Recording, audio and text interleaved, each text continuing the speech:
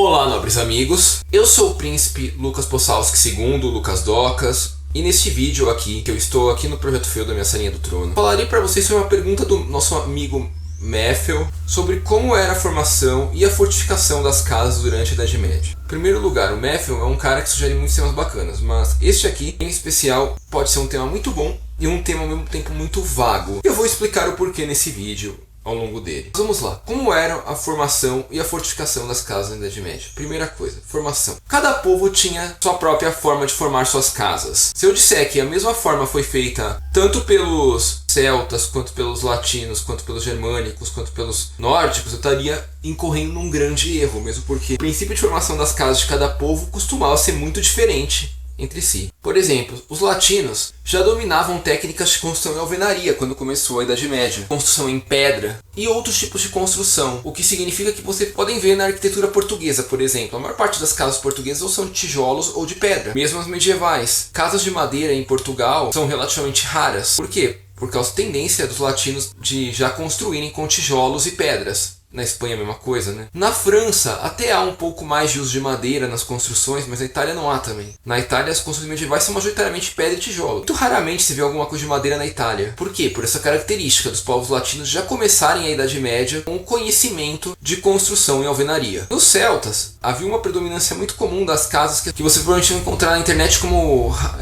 Rounded House Neolithic. Casa circular neolítica. Por que os celtas tinham essa característica de casas circulares? Em função do clima deles e da própria tecnologia deles também. Porque, por exemplo, os celtas e os germânicos, tá certo que os germânicos tinham uma característica de dominarem muito melhor as construções em madeira do que os celtas. Então, tem um pouco disso também. Os celtas tinham um pouco menos de conhecimento sobre a construção em madeira do que os germânicos. De conhecimento fala assim, principalmente fazer as junções, em fazer os frames de madeira. Então eles tinham o costume de fazer aquelas casas circulares arredondadas porque elas eram basicamente casas de amarras. Onde a parede era uma parede de terra ou de pedra baixinha, havia um pilar central de madeira e havia madeiras amarradas nesse pilar, formando um telhado arredondado. Isso um pouco pelo conhecimento deles e também pela característica das ilhas britânicas e das demais regiões celtas serem regiões oceânicas, o que significa que são regiões muito chuvosas. E um telhado circular pontudo, principalmente numa situação mais primitiva assim, pode ter certeza que é a melhor opção para se escorrer água e não permitir acúmulos de água ou infiltrações. Em relação aos germânicos, eles dominavam melhor a construção com frames de madeira, muitas vezes com encaixes de madeira, não só amarras, o que permitiam construções mais sólidas em madeira. Então eles utilizavam muita madeira, os germânicos. E principalmente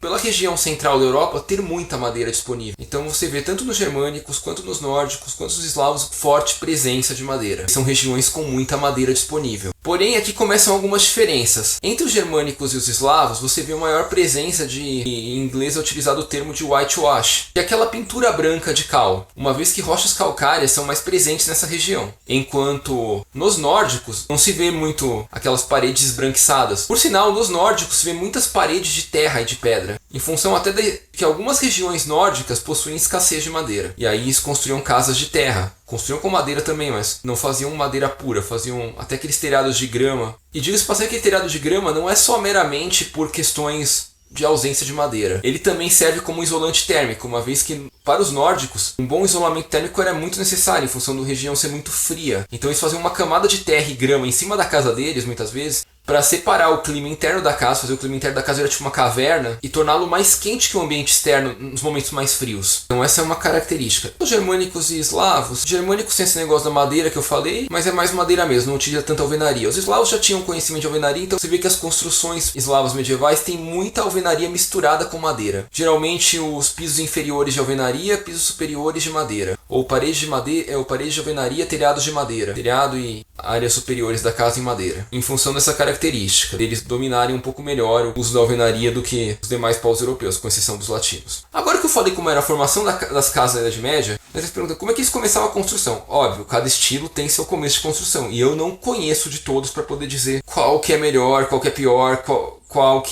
como começa cada um deles. Não faço ideia, sinceramente, para explicar um por um os detalhes. Agora, fortificação das casas. Cara, primeira coisa, fortificação era uma coisa de quem tinha recursos. Então não eram todas as casas que se fortificavam ao longo da Idade Média. Porém, óbvio que os nobres, por serem guerreiros por natureza, eles tinham que fortificar a casa deles para poder sobreviver mesmo. Porque senão ia ficar aquela coisa, casa de ferreiro, espeto de pau, né? Bom, zoeiras à parte, os nobres faziam isso em função de se protegerem nos momentos de vulnerabilidade deles. E algumas outras pessoas com recursos também faziam isso. Mas como se dava a fortificação na Idade Média de uma casa? Dava em 3 princípios. O primeiro era construção de camadas em volta, muros e barreiras, assim. Esse é o primeiro princípio, camadas em volta. Segundo princípio, reforço de paredes e estruturas, porque paredes mais grossas eram melhor. E terceiro princípio, resistência a fogo, que era ou passando essa lavagem de cal na casa, ou passando terra mesmo, em casas de madeira. Em outras casas, outros tipos de fortificação eram utilizados, mas para tornar resistente ao fogo. Enfim, a partir daí você consegue concluir o que quiser, desde o processo até a transformação em um castelo. A fortificação poderia ser qualquer coisa que melhorasse a defesa da casa em si, né? Poderiam ser feitos vários tipos de coisas nesse caso. Bom, nobres amigos, espero que tenham gostado. Se gostaram, deixe seu like.